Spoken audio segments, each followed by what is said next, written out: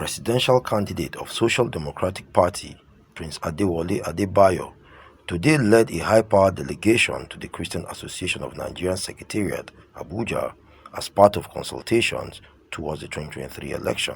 Accompanied by his vice presidential candidate, Yusuf Salisu Buhari, former Minister of Youth and Sport Solomon Dalong, amongst others, Adewale reiterated his vision and focus of engagement if eventually sworn in as President of the Federal Republic come 2023. Now there are 5 programs we will do, and the church will be at peace. One is that, just like we promised 30 years ago, we will address poverty. Because as a person who comes from a family of clergymen, I know that when people are hungry, they go to the church. When people want to pay their share school fees, they go to the church. When people come and say, my daughter is sick, pray for me, they don't want to pray for them only. They will tell you when they are going that they haven't paid the medical bill. So we must give you a government that complies with Chapter 2 of our Constitution, that uses the resources God has given to Nigeria to bless the people of Nigeria by investing in food security, in housing and habitat, in education, in healthcare, in employment and infrastructure.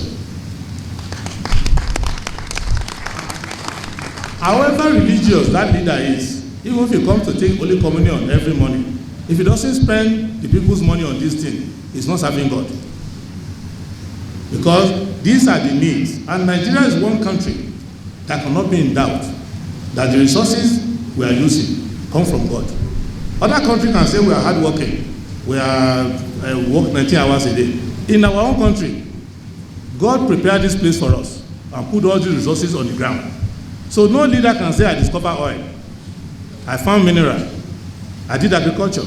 So God must have put these things here because He wants Nigeria to be a taste of paradise. The second thing we are going to do is issue of security. It has 2 dimensions. There is the issue of security, stricto sensu.